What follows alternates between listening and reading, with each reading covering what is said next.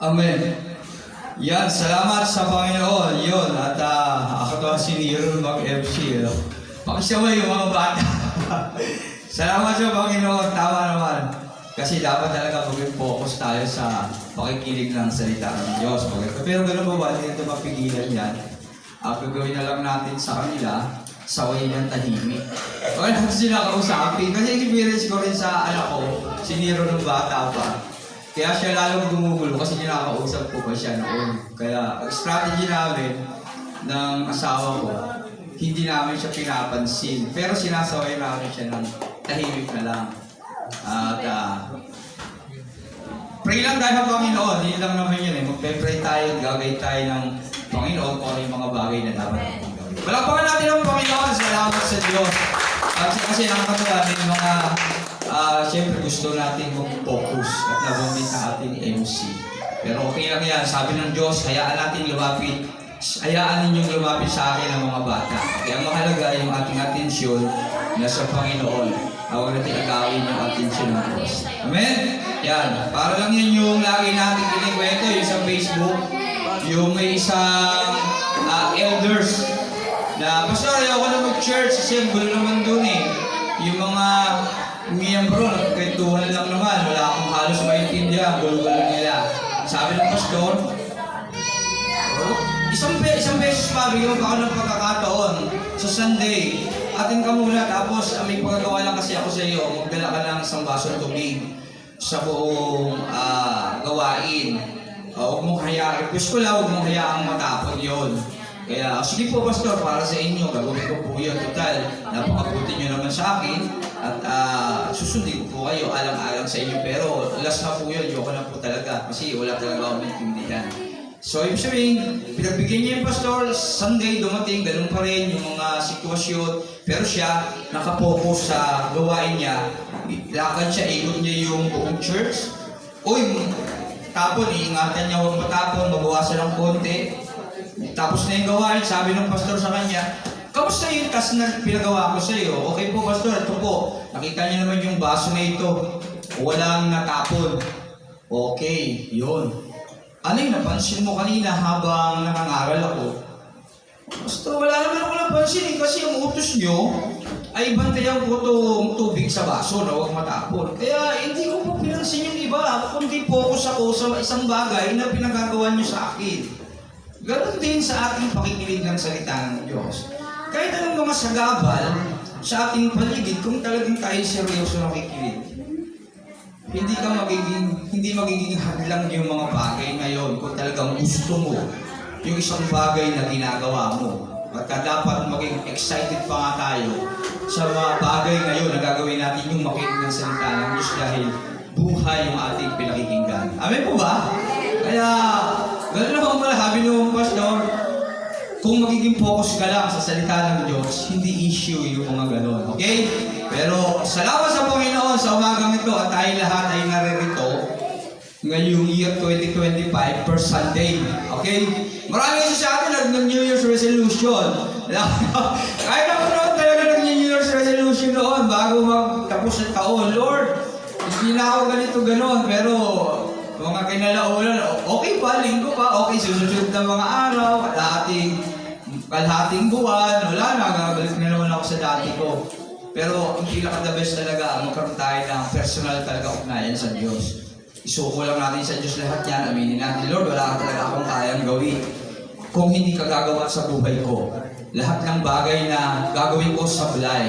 Pero manguna ka sa akin, pangunahan mo ko sa pangalan ni Jesus. Yan, nangyayari nawa ang ating mga gustong mangyari sa ating mga buhay. Amen? Kaya yun, sa umagang ito, tayo muling magbabasa ng banal na kasulatan kasi hindi naman talaga ako naggawa ng topic. At gusto ko lang i-share yung aming na topic noong devotion kasi may yung devotion, hindi namin gaano napapahaba kasi ang start ng devotion namin sa mga gustong umattend pang devotion, nagsisimula na kami ng alas 5 na madaling araw hanggang alas 6. Minsan wala pang alas 6. Wala nang tao dito, lumalabas na kami. Tapos na kami mag-pray.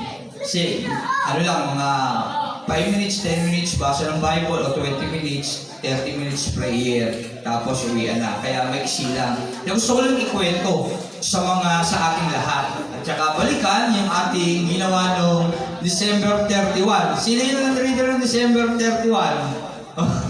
Wala yung dalawa, si Mikay at saka si Angeline. Andito, umatin po yata siya. Dito sila noong 31, ngayon sila wala. Salamat sa Panginoon yun. Kasama sila noon dito. Ilang kami noon eh. Tapos yung pansit nga, paluto kami. Akala ko kasi medyo marami yung darating. Kasi 31. Gusto natin mag-pray lahat ng mga good na mangyayari sa atin ngayong January 2025. Kaya sabi ko, paluto tayo kahit 2 kilong pansit para pagsalu-saluhan. Pero kung ganun pa man, salamat sa Panginoon yun. May naihanda kami sa aming bahay. Inuwi namin yung sobra, pati sila Mikay, sila Angeline. Sabi ko, huwag na kayo magluto ng pansit, uwiin nyo na lang ito. At makadamdam ng inyong mga handa. Pero salamat sa Panginoon. Pero salamat din sa Panginoon sa mga wala rito. Alam ko naman, nananalangin kayo sa inyong tahanan bago matapos ang taon. Kami ng pamilya ko kasi ugali na namin yun eh. Bago putukan, alas 12, nagpe-pray na kami yan.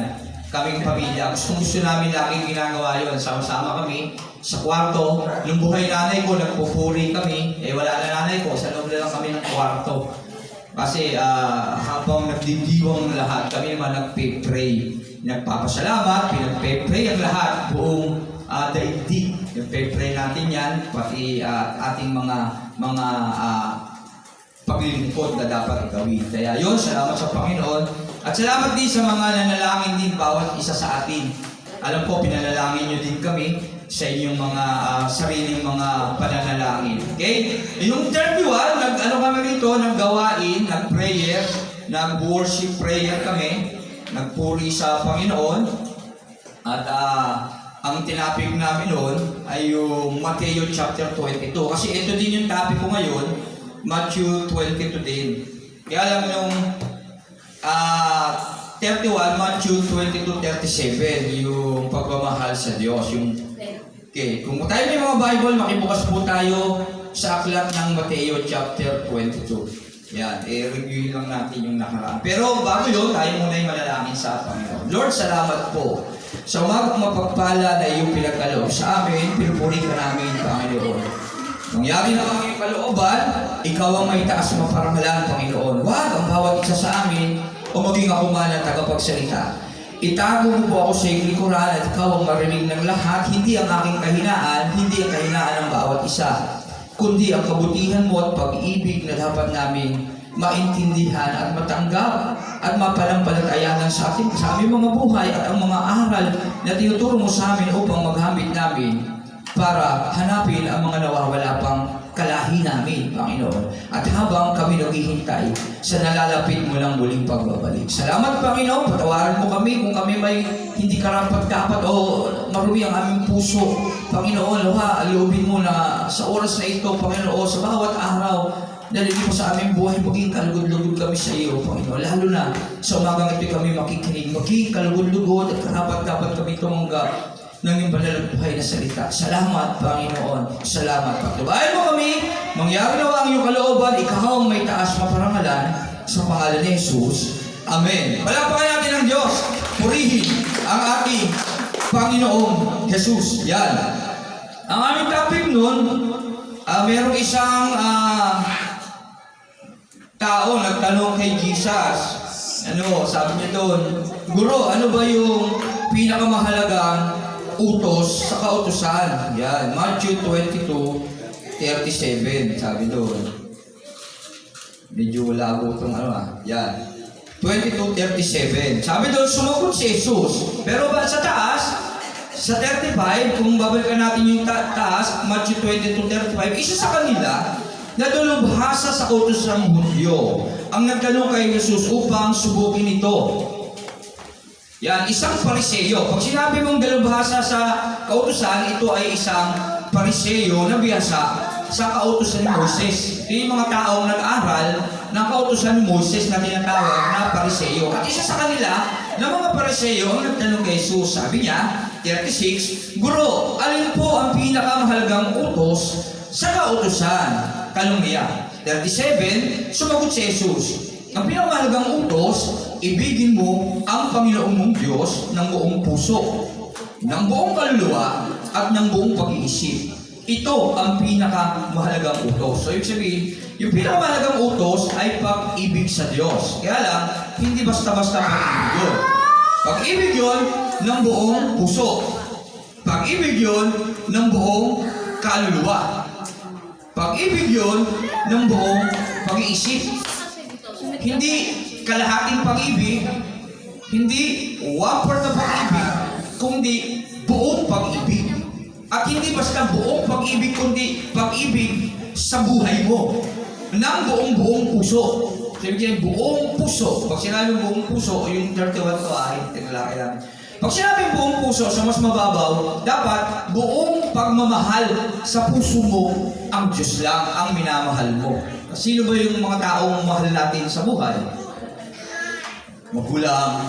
Wala ka bang anak, pamilya, magulang. Kaya nga tayo nagsisikap para sa magulang. Pag ikaw naman ay magulang, hindi mo gugulangan ang anak mo. Mahal mo yung anak mo.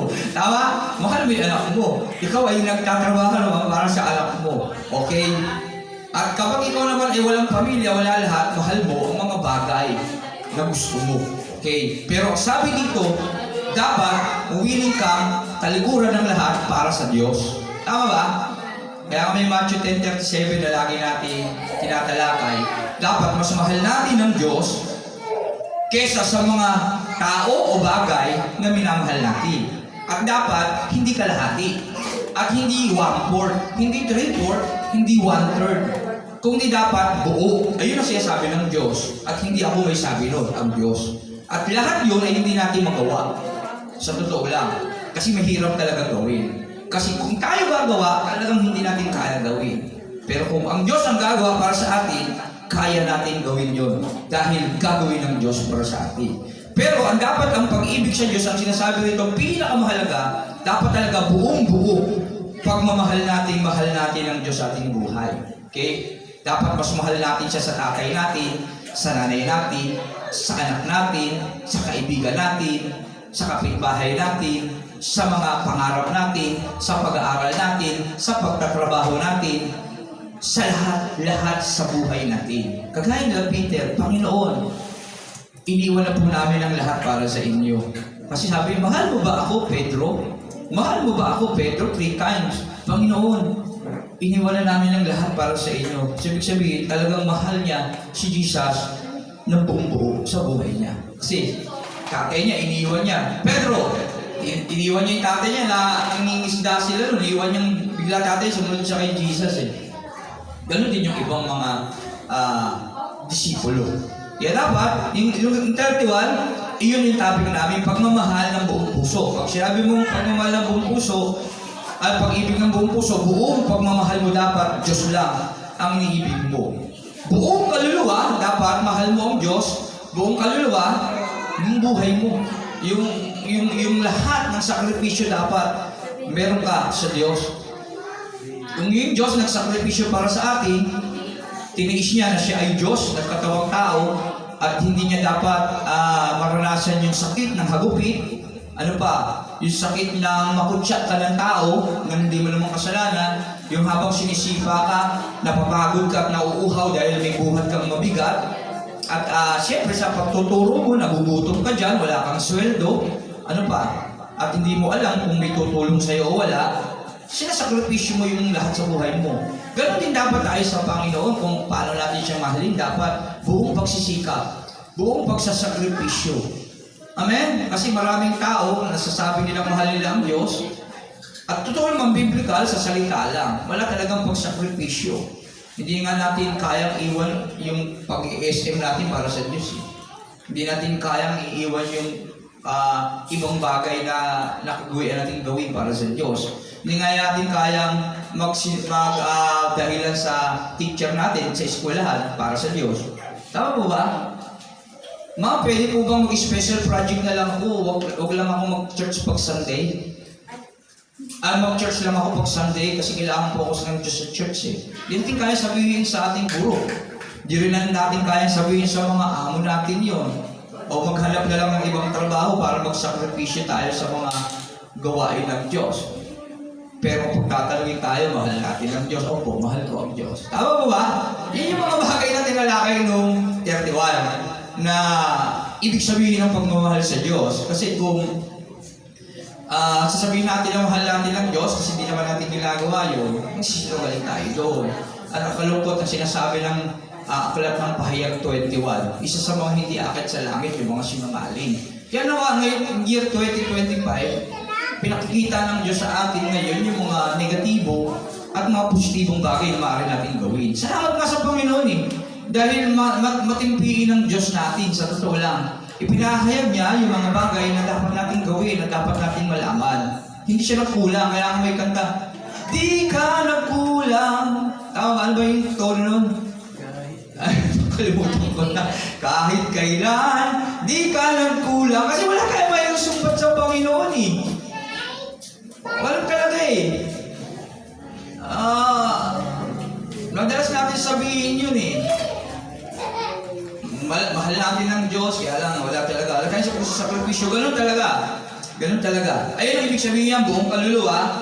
Dapat iniibig mo yun, kasi yung magsasakripisyo sa impyerno yung kaluluwa natin eh, tama po. Kaya dapat sa buhay natin, sakripisyo natin yung pag-ibig natin sa Diyos. Buong kaluluwa. Ipakita natin na talagang kaya natin magsakripisyo sa Diyos. Kagaya ng mga ni Abraham, nagsakripisyo siya sa hirap. Mayaman siya, tinalikuran niya yung lupain niya para puntahan yung lugar na ipapangako pa lamang. Hindi sa kanya. Sa kanya ba pinangako? Hindi, sa magiging lahi niya. Tama ba? Abraham, ito, ibibigay ko sa iyo magiging mga lahi mo. Pero hindi sa kanya yun ha. Sa mga anak niya, ay kaso baok siya, wala siya anak. Matagal pa yun bago yung mangyayari. Tama? Pero iniwan ni Abraham yung yaman niya, yung sarili niyang lupa, ari-arian niya sa lupa na kanya. Pumunta siya sa lupa yung hindi kanya para pakinggan yung pangako ng Diyos na pamana, lalo itong lupain na ito na pinagdala ko sa iyo, itong nilalakaran mo, ibibigay ko sa lahi mo, wala nga siyang lahi eh. At hindi pa sa kanya yun. Hindi pa siya magbe-benepisyo, may benefits nun. Yung anak niya, at hindi nga yung anak niya, yung mga apo niya pa. At tayo nga yun eh. At yung Israel pa nga eh. Tama po ba? Pero si Abraham, okay lang sa kanya. Tama? Kasi may pang-ibig siya buong kaluluwa sa Diyos. Tama? Yun, ibig sabihin nun, dapat meron tayong magsakripisyo. Kaya natin magbulaan ng ibang mga bagay para sa Diyos. Kaya natin itakwil ang anumang meron tayo para sa Diyos. Kaya natin mahirapan, kaya natin magutom para sa Diyos. Kaya natin magtiis kahit wala tayong napapala. Hanggang sa muling pagbabalik ng ating Panginoong Hesus, literal, sa ating buhay ngayon kasi higit na buhay ang inaasam nila noon. Amen? Yung buhay na hindi mawawala. Yung buhay natin ngayon, banandalian lang eh. Oo, may kaya tayo ngayon, bukas kaya. Kung magkasakit tayo, o kaya kunin na ng Diyos buhay natin. Tama po ba? At buong pag-iisip, ano naman ibig sabihin ng buong pag-iisip? Buong pag-iisip, dapat marunong tayo mag-isip ng mga bagay na ikasisiyan ng Diyos. Ano ba yung ikasisiyan ng Diyos? Ang pinakabagay na kasisiyan ng Diyos. Sa tingin natin, lagi natin itong tinuturo. Ano lang tayo, babalikan. Ano yung pinaka mahalagang bagay sa Diyos na higit niyang ikaliligaya? Biblically. Tama, may pag-isa tayo sa Kanya. Ibig ng Diyos kasi ang lahat ay maligtas. Tama ba? Kaya dapat alam natin isipin sa pagmamahal natin buong pag-iisip sa Diyos. Alam natin isipin yung pinakamahalagang bagay na dapat natin gawin. Ano yun? Yung sinasabi dito ng Matthew 22, ito ang pangalawang utos. Ibigin mo ang iyong kapwa. Ako ba? Wala na ibang paraan pa para mapaligaya natin ng Diyos. Mag-isip ka, ano ibibigay mo sa Diyos? Pera? Lahat ng bagay sa Diyos? Ano kaya? Hayop. Nilalangalan Diyos. Magkaroon ng hayop sa iyong papawid. Tama ba? Huwag klik na lang, nilalang niya yun. Hindi niya kailangan yun. Tama ba? Magkaroon ng mga tao na kawangis niya na magpupuri at tatanggap sa kanya bilang hari ng kanilang buhay. Kasi may free will tayo eh. Tama? May free will tayo. Kaya isipin natin yun, ano yung pinakabagay na magagawa ko? Kailangan ko pong mag-donate, mag-offering sa Diyos, inapakayaman ng Diyos. Tama? Oo, mahalaga yan, offering, church offering, napakahalaga niyan, karagdagan para sa ating paglilingkod para mapalago o maabot yung mga taong kailangan natin abutin para makilala sa Kanya.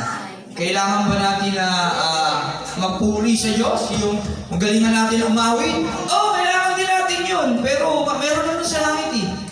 Alam niyo ba yung mga nasa throne ng Diyos, yung mga angel doon, sino mga seraphim, cherubim, sa pag-aaral yung mga nasa throne ng Diyos, mga seraphim, alam niyo ba sila nagpupuri? Buong magdamag. Purihin ang Diyos, wala silang ibang trabaho, kundi lang, dakila ang Diyos. Purihin si Yahweh, purihin ang ating Panginoon. Puro ganun lang sila, yun lang yung trabaho nila, magpuri.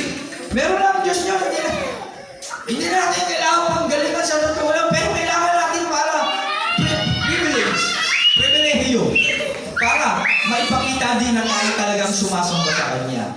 Pero pinakabagay na ikasasaya ng Diyos, yung makilala ng bawat tao na ang Diyos ay Diyos nila. Amin po ba? Kasi gustong-gusto ng Diyos na dumating ang panahon na makasama tayo niya sa Kanyang kaharian. Kaya kung yung mga bagay na doon, magagawa natin, yun yung katibayan na mahal talaga natin ang Diyos buong puso, buong kaluluwa, at buong pag-iisip. Kaya, ngayong year 2025, hindi man natin kayang gawin yon sa ating mga sarili. Dalangin natin sa Diyos, pag-pray natin na siya ang gumawa nun sa ang banal na espiritu na tinatanggap natin sa pamamagitan ng pangalan ng ating Panginoong Jesus ang siyang magpapaunawa sa atin. Hindi tayo perfecto. Pero sa pamamagitan ng banal na espiritu na nag-uudyok sa atin na pinakikinggan natin, magagawa natin yan at magiging karapat-dapat tayo sa paligid ng Diyos. Amen po ba? Yan. Kaya salamat sa Panginoon. Nandiyan na tayo ng clue sa mga bagay na dapat natin gawin ngayong taon. Yung dapat tunay na maging mahal natin ang Diyos. Kaya magawa natin nawa sa year 2025. Ngayon, kwento lang natin itong Matthew 22 verses 1 to 14. Ang talinhaga tungkol sa kasalan. Amen? Ano yung babagat niya? Ang tatahimik na ating puta. Ang tatahimik ng ating mga babies. Okay. Tuloy lang dyan. Okay. Ang talinhaga tungkol sa kasalan. Matthew 22. Focus lang tayo. Kwento lang natin ito. Ayan, 22. Kasi wala ako talagang maisip na Lord, ano ba yung topic? Pero salamat. Kasi parang bitin kami ng devotion. Kaya balikan na natin. Kwento lang natin. Okay. Basahin muna natin lahat. Matthew 22 verses 1 to 14. Okay. Ako na mamumula. Kung may mga Biblia kayo, may mga Bible tayo, maganda sana sabayan natin sa pagbabasa. Okay? Pero basahin natin Matthew 22 verse 1. Okay, sige, kung may mga Bible kayo o pinilaging Bible, Matthew chapter 22 verse 1. Muling nagsalita, pakinggan natin maigi yung ating binabasa, pakinggan lang kasi ako na lang magbabasa, tapos sundan nyo na lang kung may Bible kayo dyan. At mamaya, tanong natin yung mga natutunan natin at mga kaalaman na dapat natin malaman. Muling nagsalita sa kanila si Jesus sa pamamagitan ng talinhaga. Sinabi niya, ang kaharian ng langit ay katulad ng isang haring nagdaos ng 100 para sa kasal ng kanyang anak na lalaki. Isinugo niya ang kanyang mga lingkod upang tawagin ang mga inanyayahan. Ngunit ayaw nilang dumalo. Muling nagsugo ng ibang mga lingkod at kanyang pinagbilinan ng ganito. Sabihin ninyo sa mga inanyayahan na nakahanda na ang mga pagkain, napatay na ang aking mga baka at mga pinatabang buya. At handa na ang lahat, halina kayo. Ngunit hindi ito pinansin ng mga inanyayahan, sa halip pumunta sila sa kanilang mga lakad. May nagpunta sa kanyang bukid at mayroon namang nagasikaso ng kanyang negosyo.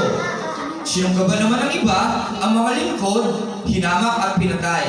Galit na galit ang hari kaya pinapunta niya ang kanyang mga kawal upang puksain ang mga mamamatay taong iyon at sunugin ang kanilang lungsod.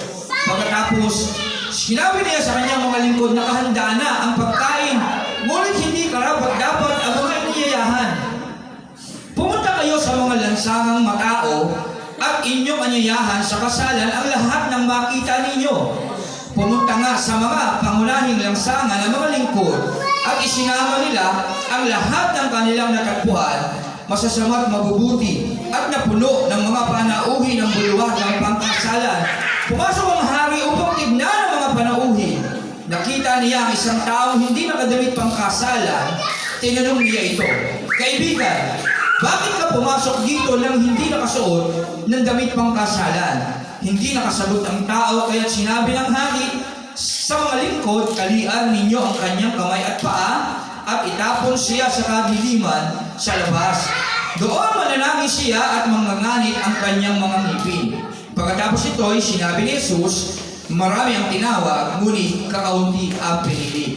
Purihin ang Diyos sa pagbabasa ng kanyang buhay at banal na salita. Muli tayo ay manalangin. Lord, salamat po sa iyong banal na salita na aming binasa, Panginoon. Patubayan mo kami, mangyari nawa ang iyong kalooban, nawa, Panginoon, ang iyong nais ipahayag sa amin ay malaman namin at maitanim sa aming puso at magawa. Habang kami naghihintay, habang ikaw ay hindi pa bumabalik, Panginoon. Ikaw may taas ng parangalan sa pangalan ni Jesus. Amen. Muli natin palakpakan ng Panginoon. To God be the glory. Salamat sa salita ng Diyos na ating binasa. Yan. Ang talinhaga tungkol sa kasalan.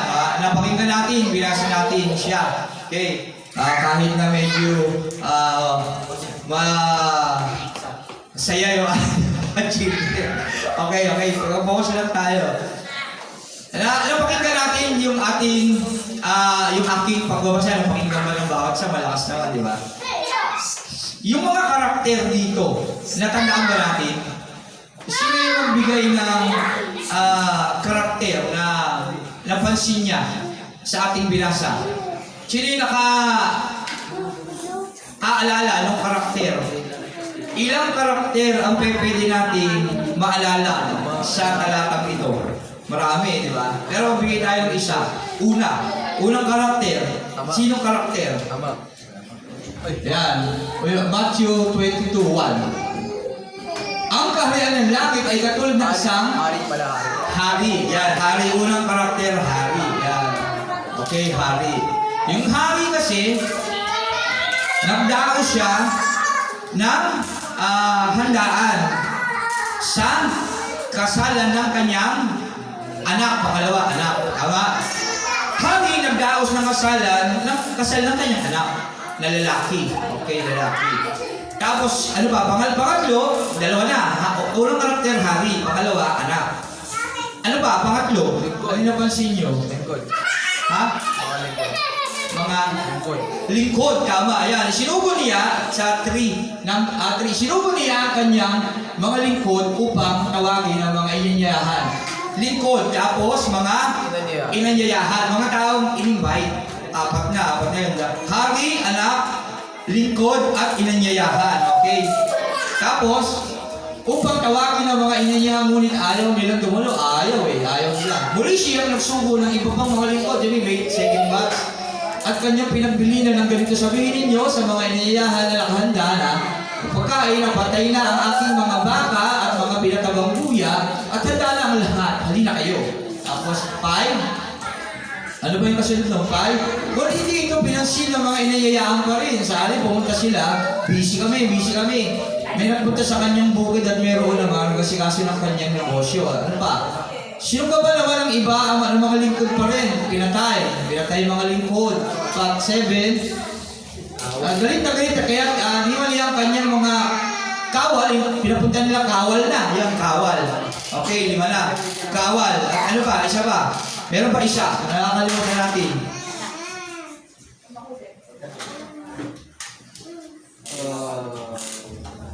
Ano pa yung isa? Kung mababalikan natin, sige, balikan nyo lang yung binabasa natin. Ito ba? Sino? Taong hindi nakadamit. Ayan, mabilis mag-isip, si Radio Joshua. Isang taong hindi nakadamit pang kasalan. Tama ba? Parang naiintindihan nyo agad, no? Palagay ko lang yung istorya nito ba? May siyang hari. At kung ilalarawan natin yung hari, sino yung hari? Ama. Yung ama. At sino yung anak na lalaki kakasal? Si Jesus. Tama? Oh. Sino yung mga sinubong lingkod? Yung mga pastor, mga propeta, yan, mga evangelista.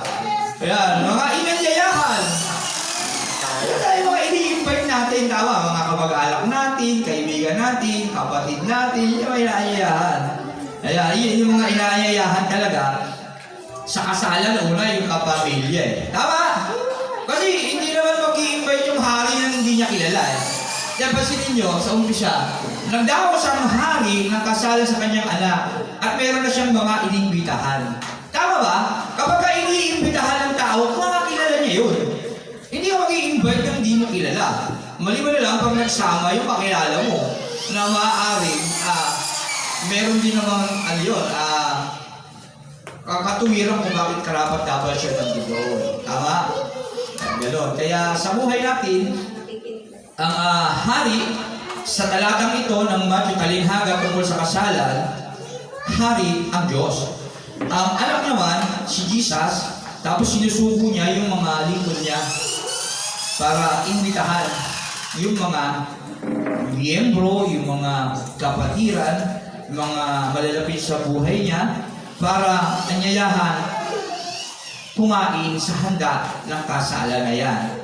Kaya lang, hindi naging maganda ending ng mga sinubo na yon. Ang iba sa kanila ay busy kasi, busy. Kaya sa buhay natin, marami tayong mga bagay na kinabibisihan sa ating mga buhay. Tama po ba? At na-experience natin yan sa ating bawat gawain.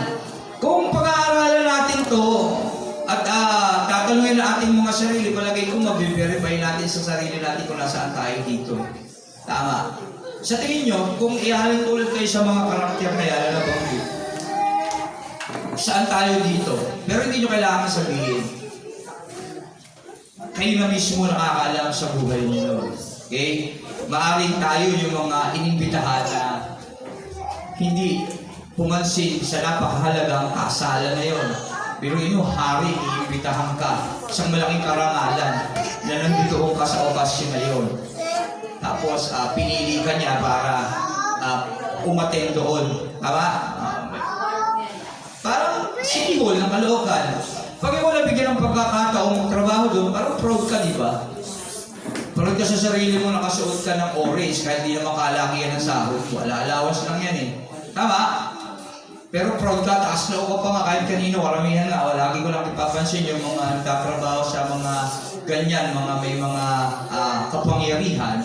Medyo iba ang dati ka pagkausap mo, medyo may pagka mataas ang dating. Tama? Kasi may backer siyang malakas. Pero iba tayo sa kanila. Kasi tayo mga anak ng kataas-taasang Diyos. Amen. Kaya lang, ang problema, nilalayo natin yung ating buhay sa Ama natin na kataas-taasang Diyos. Tama po ba?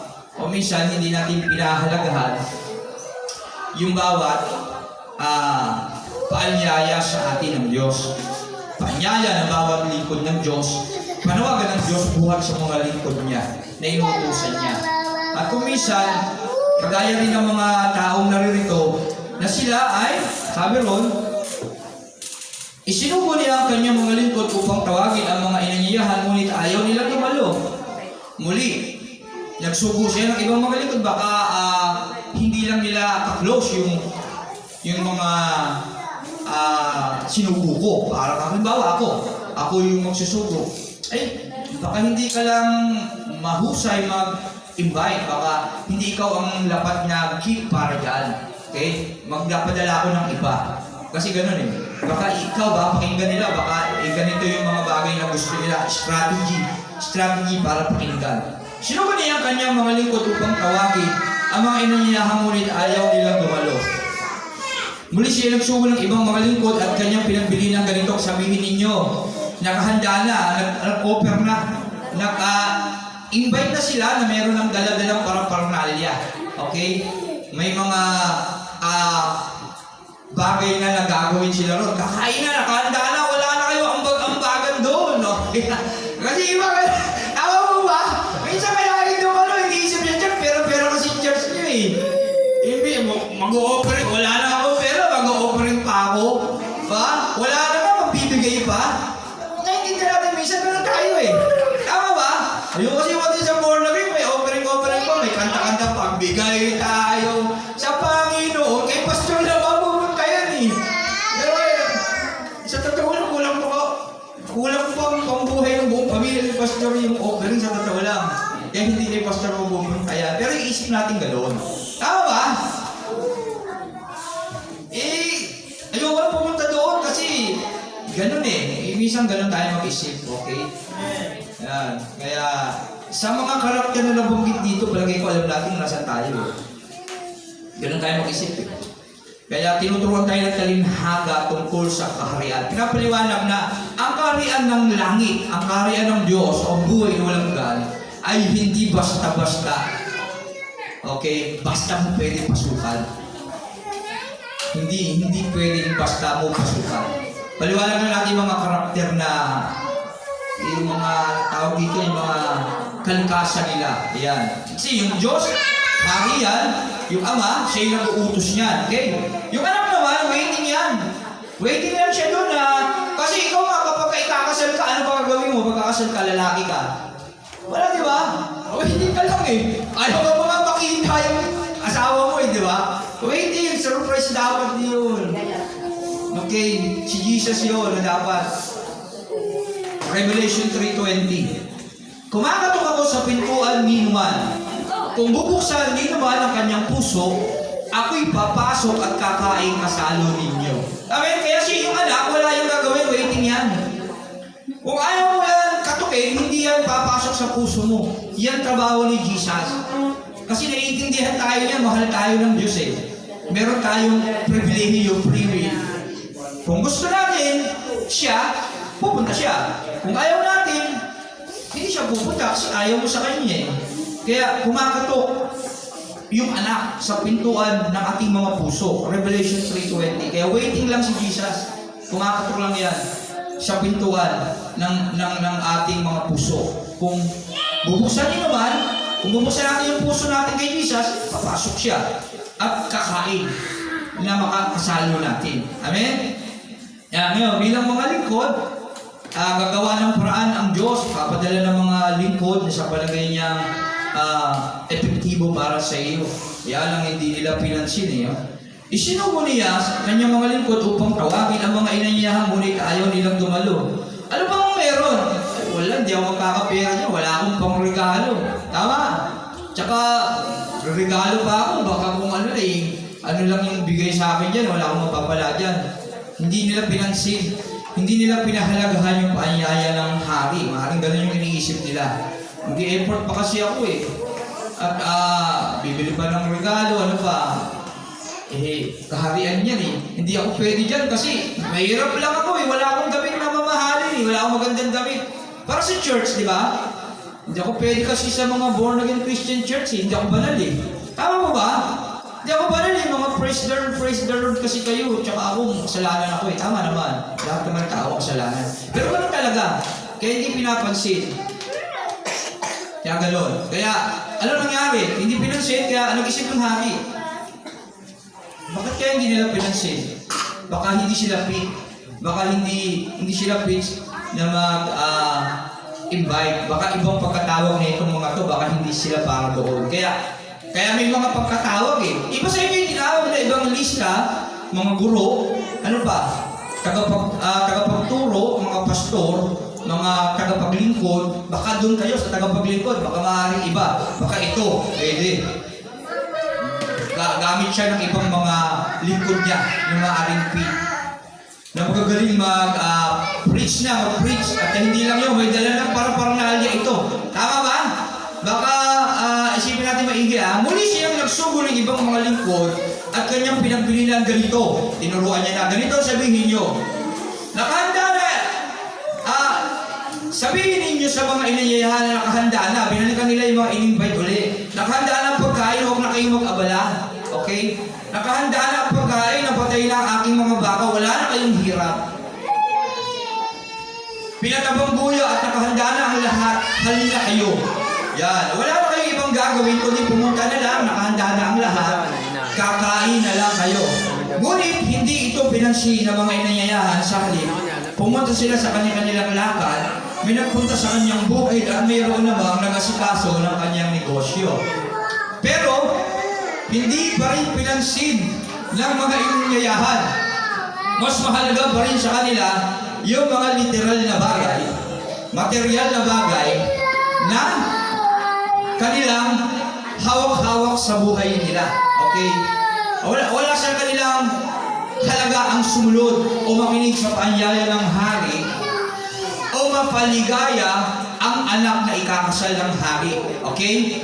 Bagkus, mas pinili nila yung mga material na bagay nasa palagay nila, yun ang kailangan nila. Kaya yun. Ngunit, ito na yung mga material na bagay na yun. Sabi rito, yan, ngunit hindi nila pinansin ang mga inanyayahan sa halip pumunta sila sa kanilang lakad. Pag sinabi mo kanilang mga lakad, ano yun? Mga bagay na yun? Mga bagay na kinakaabalahan nila. Okay, so marami mga kawataan, mga lakwatsero dyan. Nagmumul kami eh. Diba?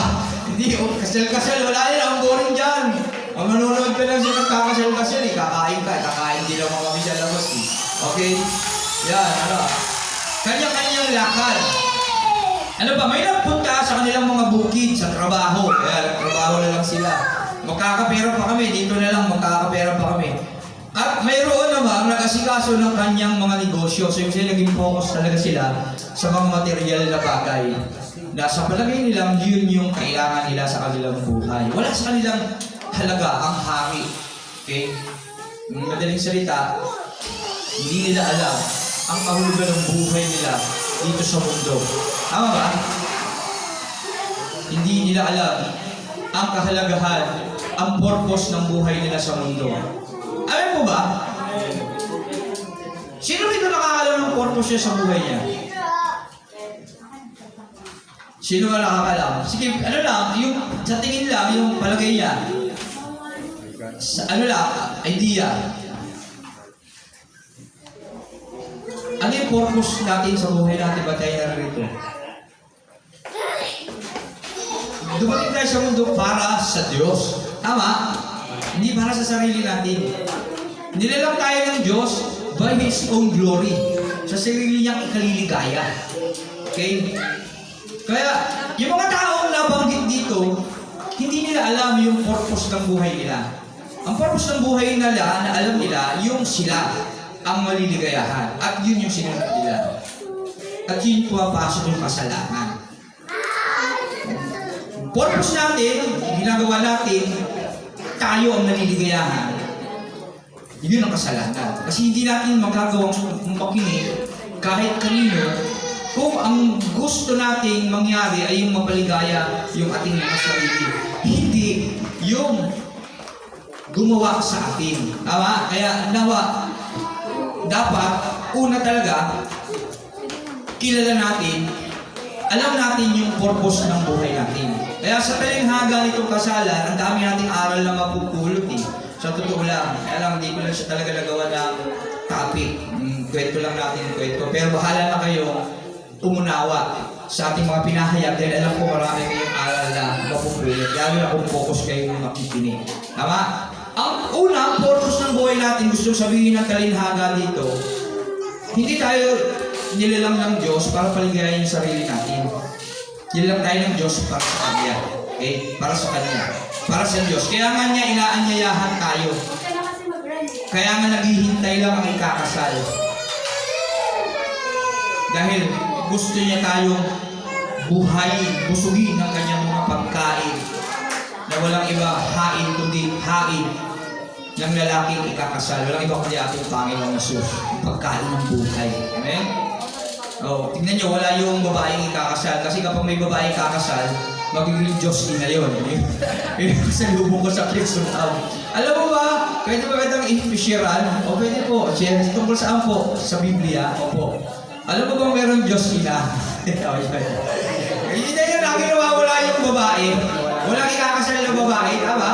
Kasi yung pinahayag na babae ikakasal dito Tsaka yung Israel eh, yung tinutukoy sa Bible. Lalaki ikakasala, wala yung asawa niya, sino yung asawa niya dito? Wala, di ba? Si tayo yun, ay inaanyayahan.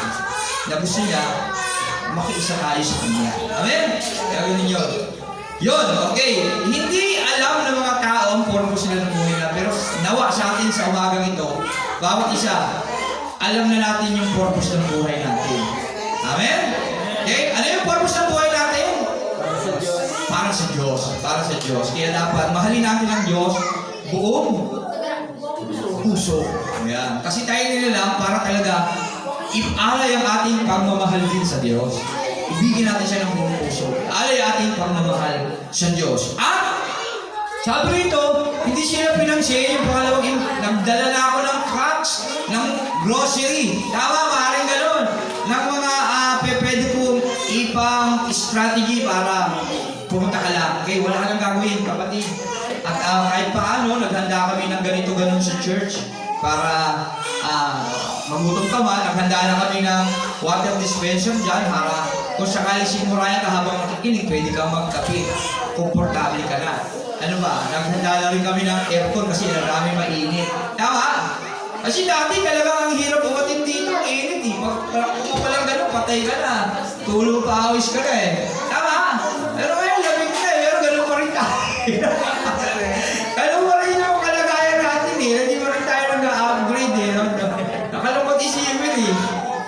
Okay, pero ngayon, pinaalam lang ng Diyos ngayon 2025.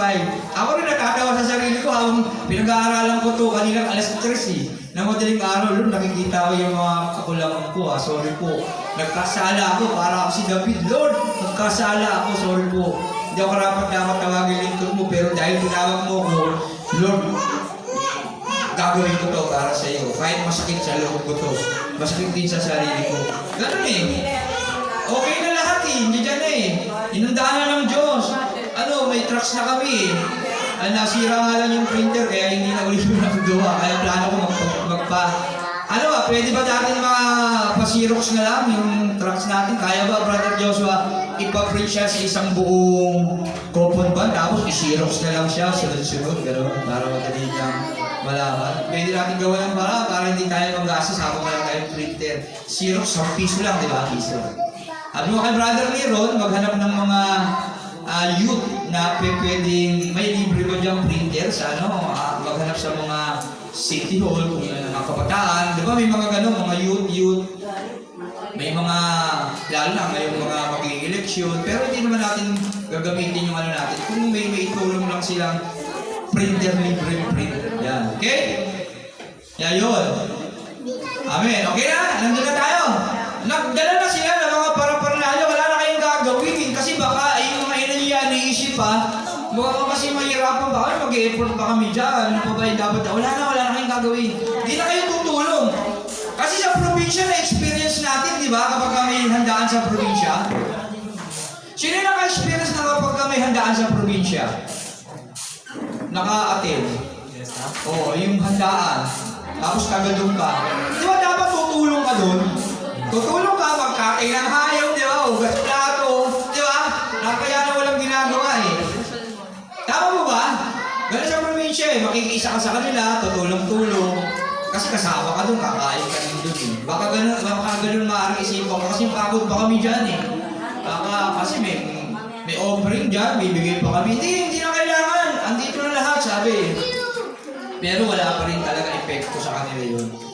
Mas mahal pa rin talaga nila na sila ang hari sa buhay nila. Hindi kasi nila alam yung purpose ng buhay nila na dapat sila sumusunod sa hari. At nakakalungkot isipin, marami ang taong ganyan sa panahon ngayon.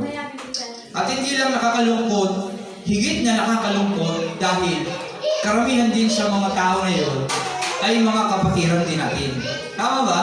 Mga kapwa natin, mga tinatawag na mga Kristiyano din na patuloy na tumatanggi sa panawagan ng hari na wala namang ibang nais kundi ang makasama niya pagdating ng panahon. Kaya nawa, sa kalinhaga ng tungkol sa kasalan na ito, nabiberifika natin yung ating sarili kung anong karakter tayo naririto. Pero gaya sa hindi natin kailangan sagutin to, isipin lang natin sa ating mga buhay. Ayan. Yan yung mga bagay na dapat natin malaman. Inaanyayahan tayo ng Diyos sa kanyang pigil. Bakit? Kasi tinuturing niya tayong kapamilya sa totoo lang. Kaya pasalamatan natin ng Diyos. Hindi tayo aanyayahan sa isang handaan kung hindi tayo kakilala niya at tinuturing na malayo sa atin, malayo sa kanya. Tama ba? Kasi sa mga handaan, sa mga okasyon, ang inaanyaya una dyan yung mga malalapit sa nagdadaos ng handaan. At dapat lagi tayong masaya sa buhay natin na tayo pinaalalahanan ng Diyos. Dahil itinuturing niya tayo talagang pamilya niya. Tama ba? Itinuturing niya tayong mga anak niya na dapat mas maging agresibo tayo na makinig sa kanyang panawagan o imbitasyon. Dahil para din naman sa atin yun. Amen? Kaya huwag natin bibigihin yung ating mga tenga sa paanyaya ng Diyos.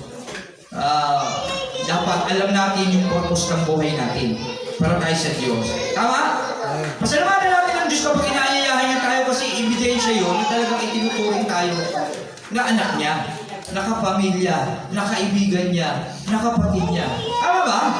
Ang Diyos ano natin? Kaibigan. Ang Diyos ano natin? Kapatid.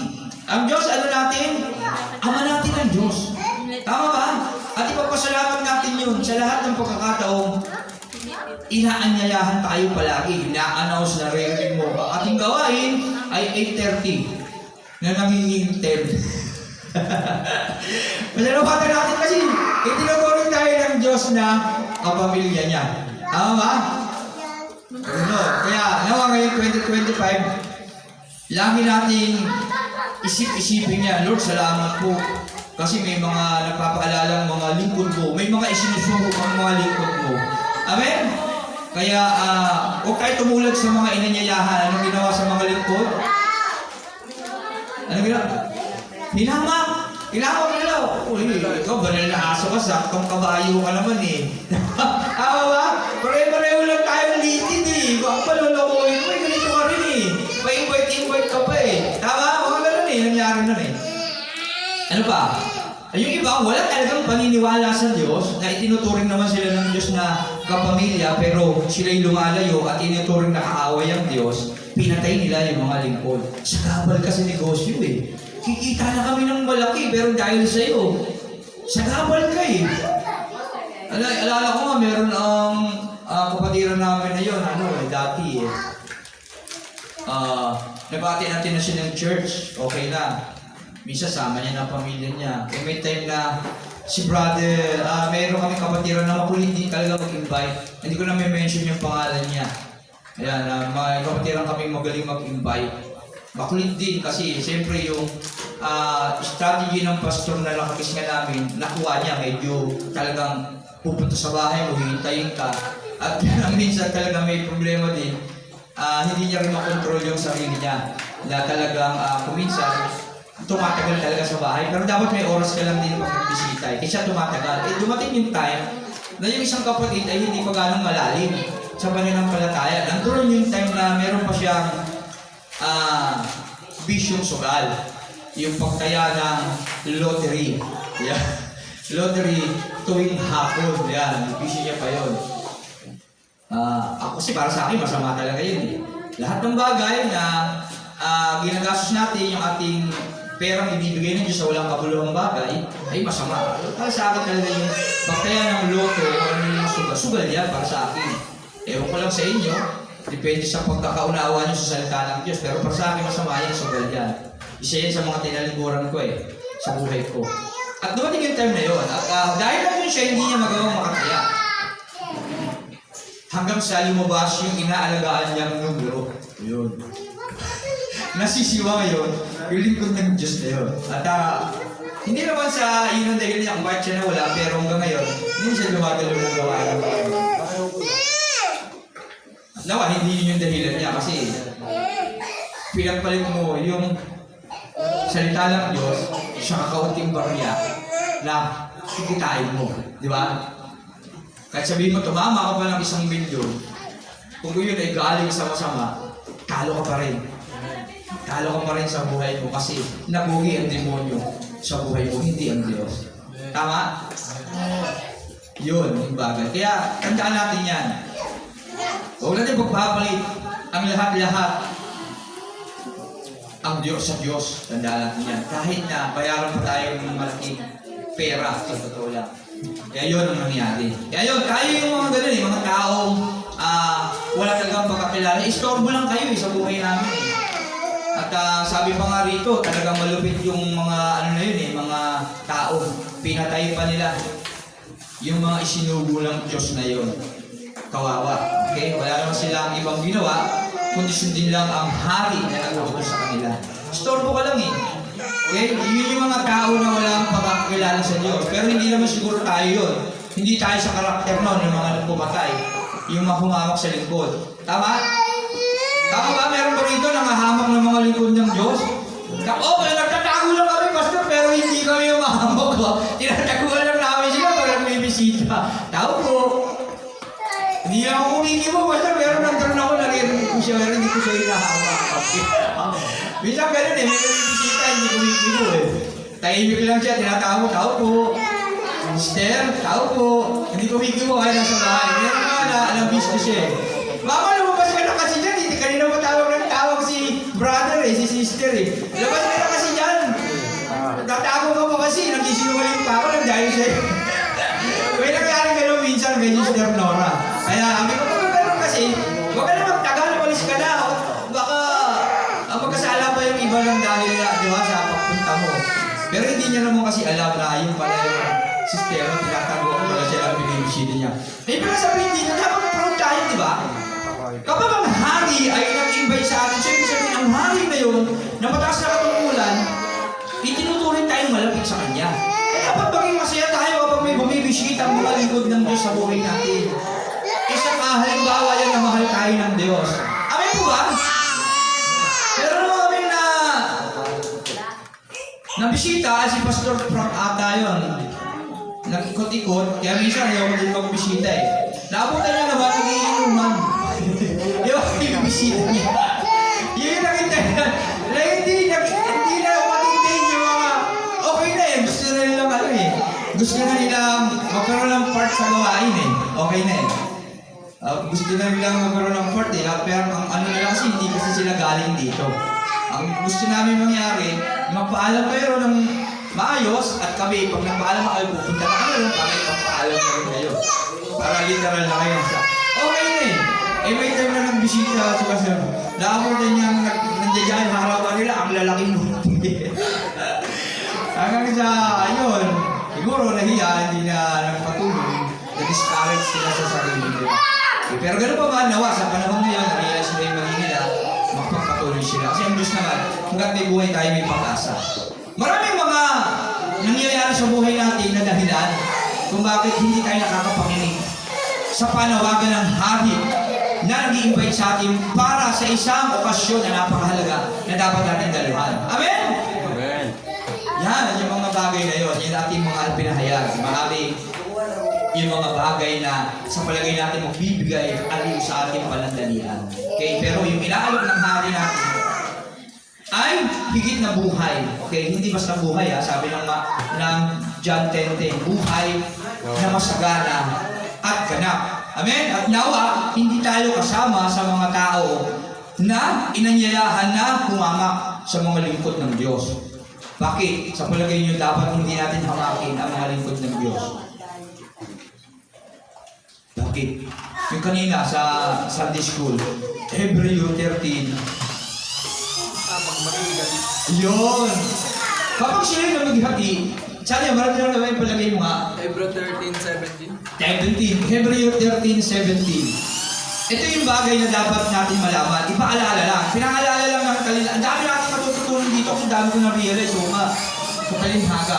Pasakot kayo at sumunod sa mga namamahala sa inyo. Kaya, yung mga pangangaral at pagtutuwid ng mga namumuno sa atin, pakinggan lang natin. At magpasakop lang tayo sa kanila. Tama? Pakinggan lang natin. Sila yung may pananagutan mga laga sa inyo kasi hindi nila ginagawa yun para sa sarili namin. Ginagawa namin yun dahil gusto namin sundin yung hari na nag-utos sa amin. Yung hari na dapat namin paglingkuran. Sila yung may pananagutan mga laga sa inyo kasi may mga nagtuutos lang sa amin mga nun. May mga nagtutunan titingnan namin. At managot sila sa Diyos ukol diyan. Yun ang Diyos pinakilala na. Ang Diyos na pinaglilingkuran nila. Yun lang yung pinaglingkuran nila, kaya nila ginagawa yun. Kaya, sakot kayo, please. Sabi ng sumulat dito. Sila ay mananagot sa Diyos pag hindi nila ginawa. Pagpasensyahan nyo na sila kung kayo'y nasasaktan sa kanilang mga tinuturo. Sinasabi, pinapahayag.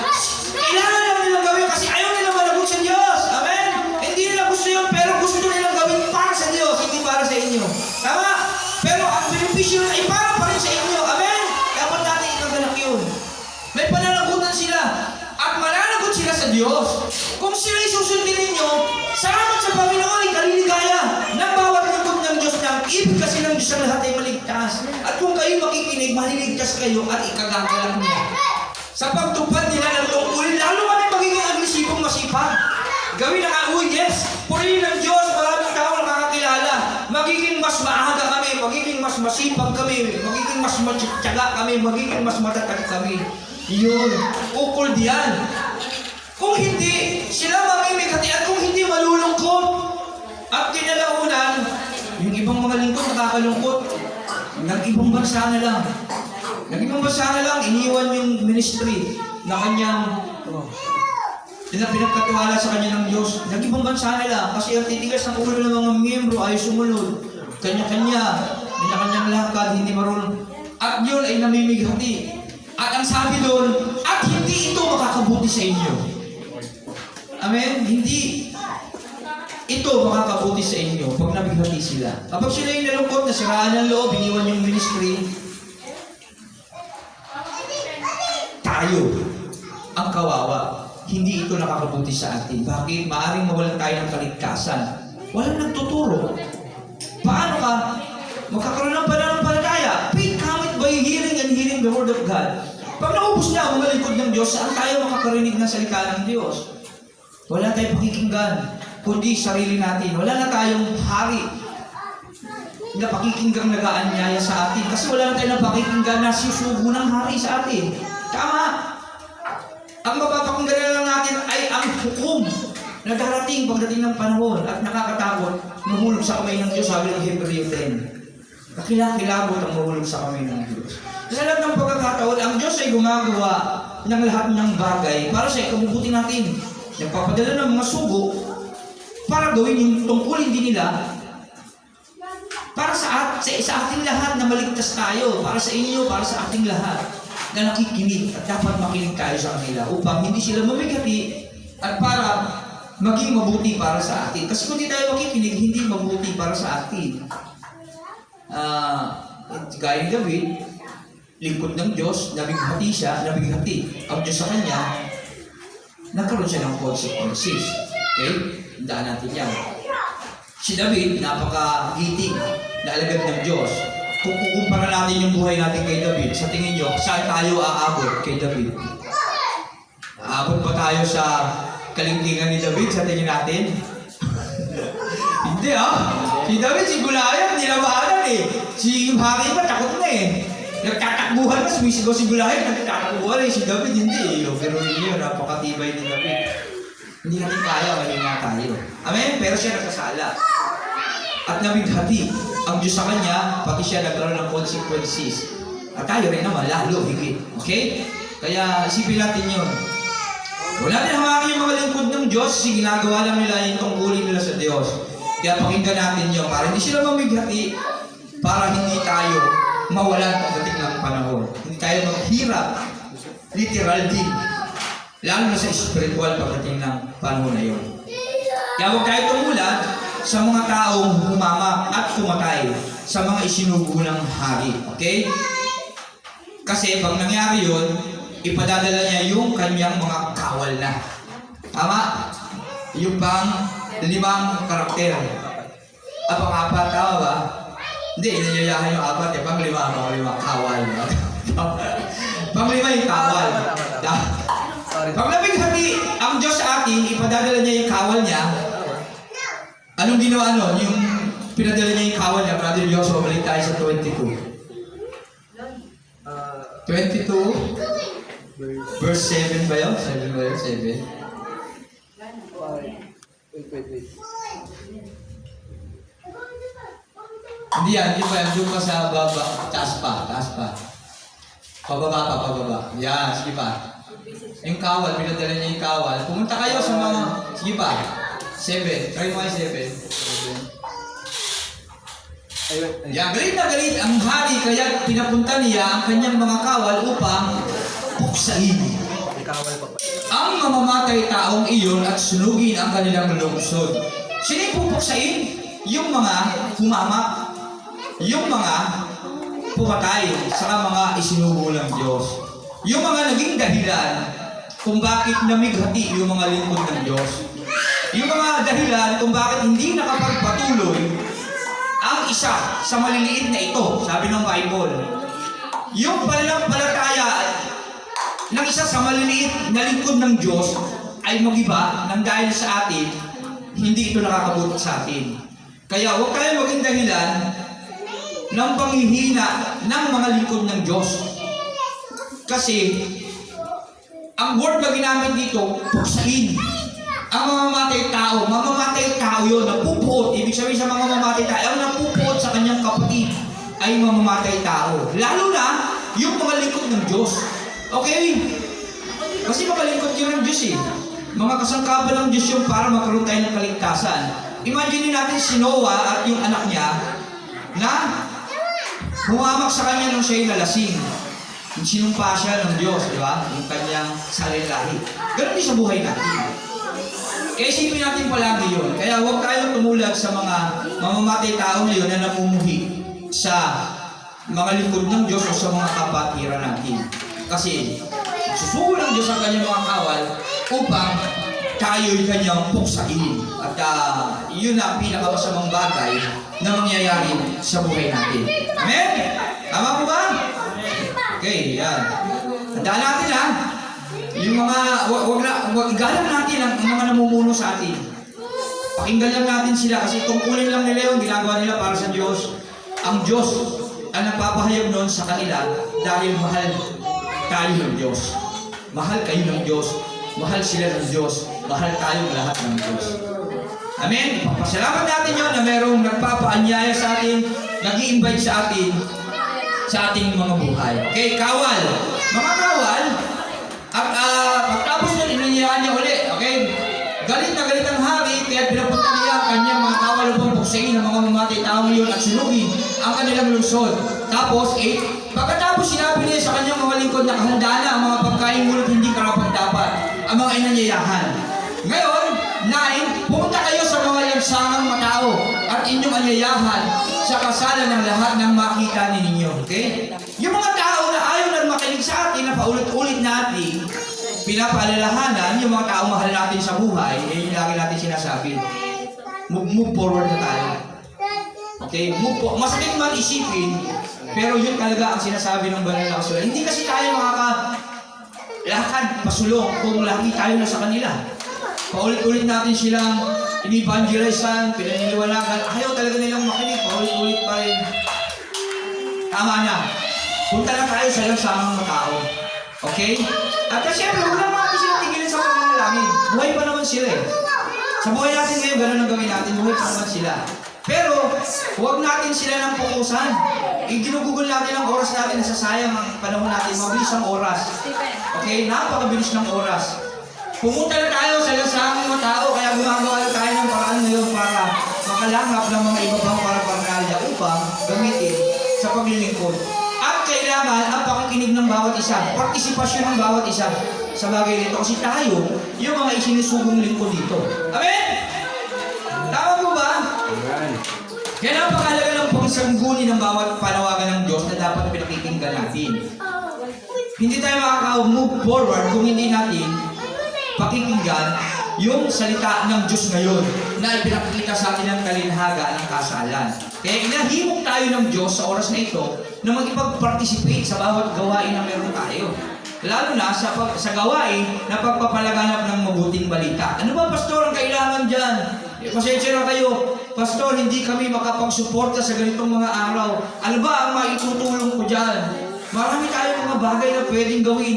palawakin lang natin ang ating mga kaisipan at hilingin sa Diyos na bigyan tayo ng knowledge and wisdom para gawin yung mga bagay na kakulangan ng church na pwede natin gawin kahit kung minsan wala tayo sa church.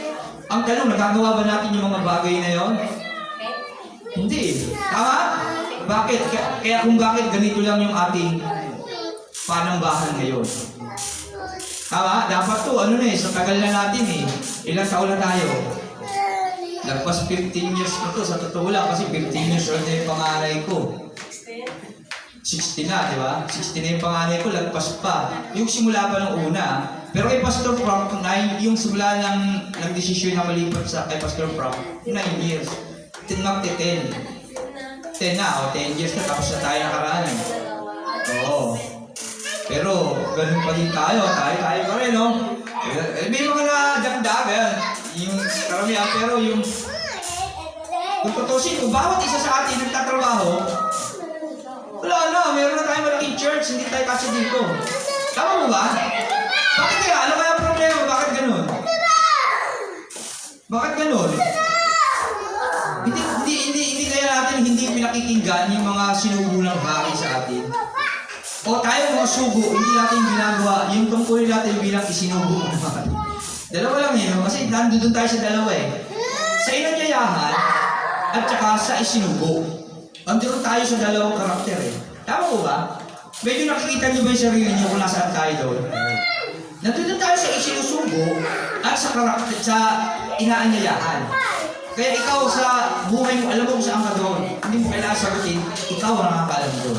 Isa lang sinasabi ng Diyos ngayon, pinapaalala niya sa atin ito, na dapat natin pakinggan ang panawagan ng hari dahil yung anak niya ikakasal ay naghihintay lang sa atin para makasalo niya sa piging niya. Amen? At ibig niya marami ang taong dumalo sa kasalang iyon.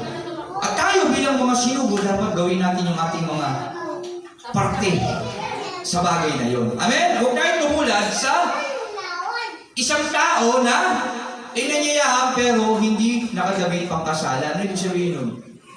Baka meron ditong karakter na kagaya nun. Ano ibig sabihin nun? Isang tao hindi nakadamit pang kasalan.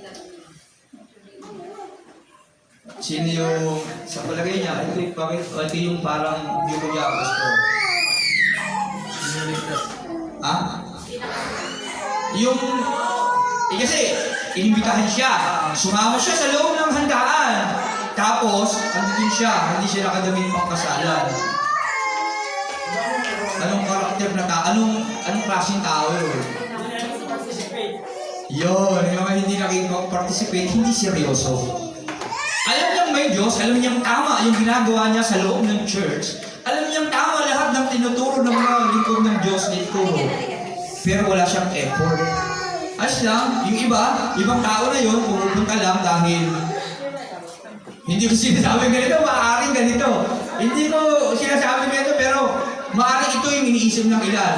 Minsan may pagpapala talaga sa church. Tama? Kasi may grocery doon Masasarap merong aircon doon Tama? At okay naman yung mga kapatiran doon, mga pogi, magaganda naman. Tama? Ano ba? May pagkain doon, masasarap Tama? Ano ba? Yung pa yung maaaring doon. Minsan kasi kapag Christmas party, may mga giveaway doon. Tama? Hindi din nila alam yung tunay na dahilan kung bakit sila nandoon. Wala lang. Simbawi lang sila ng simbawi. Pumupunta sila sa church, nakikisama lang. Sila yung mga tao na sumabay sa mga Israelita nung panahon ng Egypt, yung panahon ng pagtakas nila sa Egypt. Yung mga nakisabay. Yung mga nagreklamo, wala ba ang karne? Pinunta mo ba kami rito para patayin sa gutom? Sila yung mga tao na yun na hindi talaga kalahi.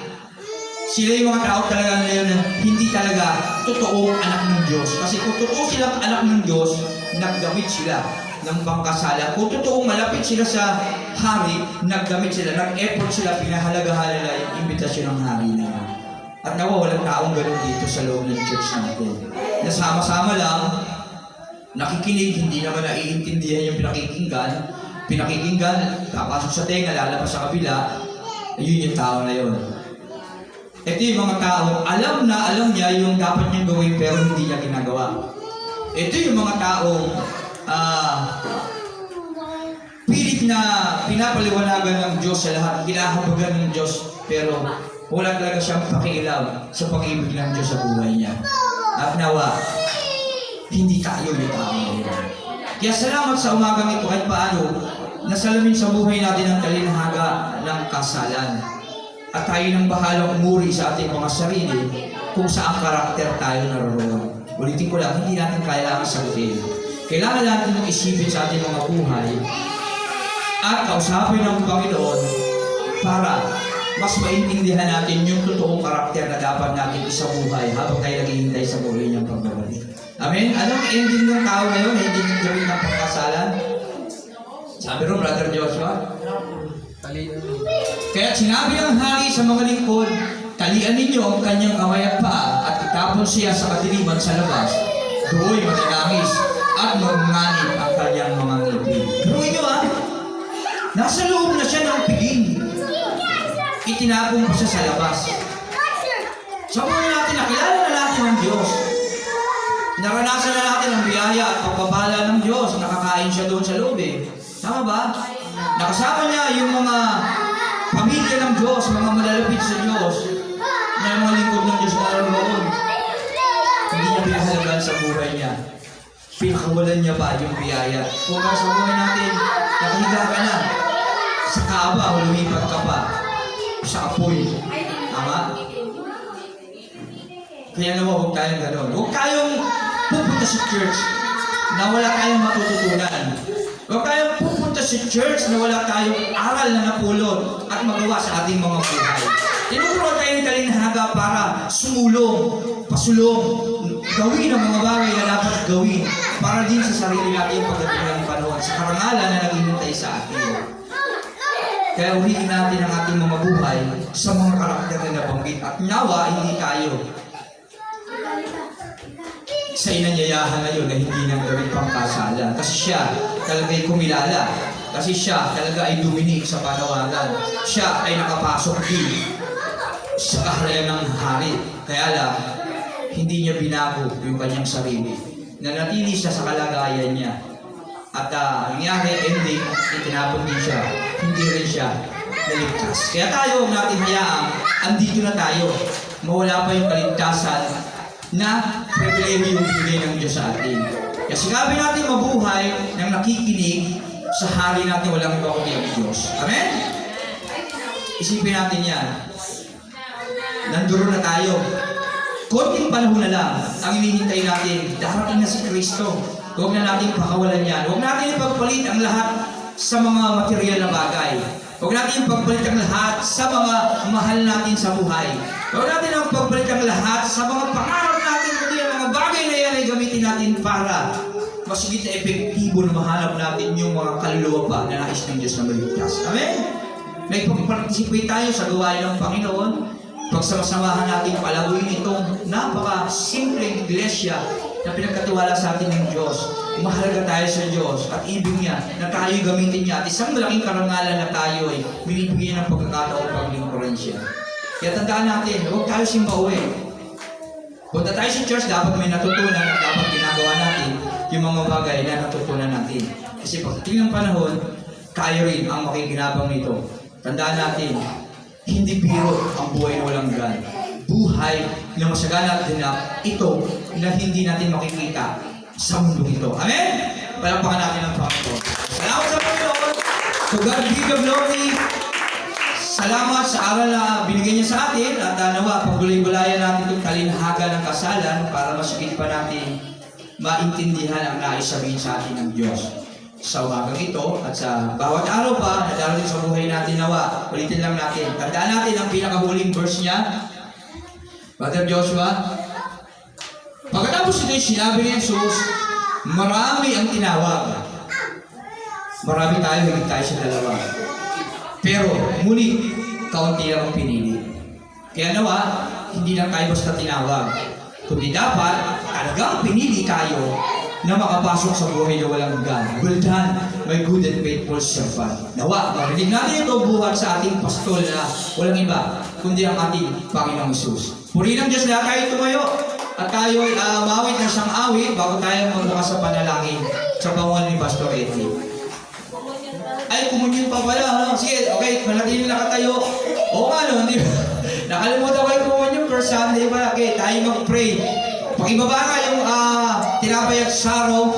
Lord, sorry po at nalibang kami sa aming pag-aaral sa salita na napakasarap namnamin, Panginoon. Pero ganun pa man, salamat at may nagpaalala. Panginoon, patawarin mo po kami sa aming nagawang kasalanan sa isip, salita at sa gawa at naway maging karapat. Dapat kami tumanggap, Panginoon, ng saro at tinapay na ito bilang pag-alala, Panginoon, sa pagliligtas mo sa amin. Salamat, Panginoon, purihin ka sa dakilang mong pag-ibig, purihin ka sa lahat ng parangal at papuri sa pangalan ni Jesus.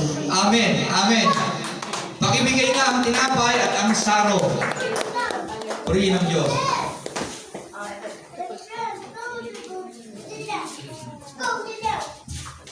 Kaya ako si Sister Sophia. Ito si sticker. Amen. Yan. Okay. Salamat sa Panginoon. Yan. 1 Corinthians 11:23.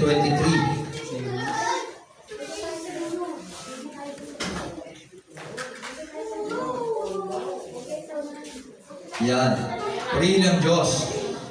Ito yung pag-alala sa pamiligtas sa akin ng Panginoon na ating ginagawa every first Sunday of the month. Kasi tagalaw sa ako kagabi na walang family day. Kaya wala sa isip ko habang nagkikwento ng talinhaga na meron palang kumulyon. Kaya Lord, patawarin po ako at nawa. Salamat at may nagpaalala po. Purihin ka, Panginoong Jesus. Purihin ka. Salamat sa Panginoon. Hallelujah. Lord, salamat sa pagliligtas sa iyong pinagkaloob sa amin. At ito bilang pag-alala gagawin namin, Panginoon, sa lahat ng pagkakataon na iyong buhay ay nabaluhay sa krus para iligtas kami. Salamat, Panginoon Jesus. Sa iyo lahat ng parangal at papuri. Purihin ka, aming buhay at walay na Diyos. Hallelujah.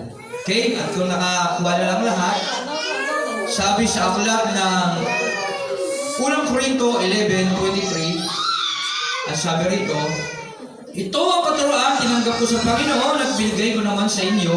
Noong gabi siya na pinagkanulo ang Panginoong Jesus ay lumumpot ng tinapay, nagpasalamat at pinagpira-piraso iyon at sinabi, ito ang aking katawan na ihandog para sa inyo, gawin ninyo ito bilang pag-alala sa akin. Sabay-sabay natin kainin.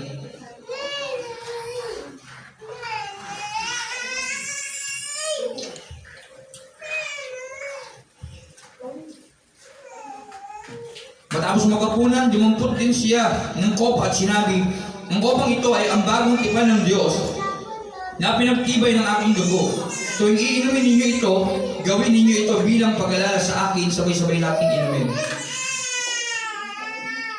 At tayo manalangin sa Diyos. Lord, salamat po, purihin ka sa iyong buhay na inalay sa krus upang kami magkaroon ng kaligtasan. Habang kami nabubuhay, Panginoon, patuloy kang maghahari sa aming isip at puso, Panginoon. Dahil karapat-dapat ka sa aming buhay na ito. Dahil yung buhay mo, Panginoon, ay buhay namin, Panginoon. At may pagkakataon na kami, Panginoon, makasama ka pagdating ng araw na yun. Purihin ka sa iyo lahat ng parangal at papuri sa pangalan ni Jesus. Amen. Rampangan natin ng Diyos. To God be the glory. At iniling ko kay Pastor Eddie, pangunahan tayo sa mga wakas na panalangin.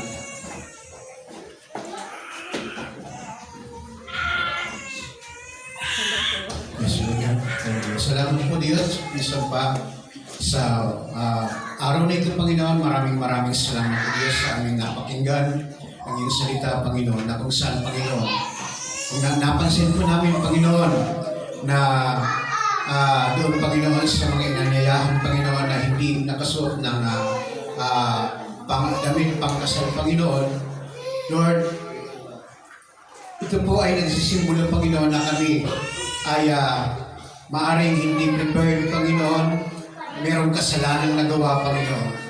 Ang kailangan namin, Panginoon, ay tanggapin ka, Panginoon. Nang sa ganun, Lord God, kami ay makapasok, Panginoon, sa iyong trono ng kalwalhatian, O Diyos. At Lord, kung meron man kami mga pagkukulang, pagkakasala pa, Panginoon, na hindi pa namin nakatawad, Panginoon, ang bawat isa na nagkasala sa amin, Lord, nawa taong 2025, Panginoon. Kalimutan na namin, Panginoon, ang anumang sama ng loob, anumang kasalanan, Panginoon, na aming nagawa.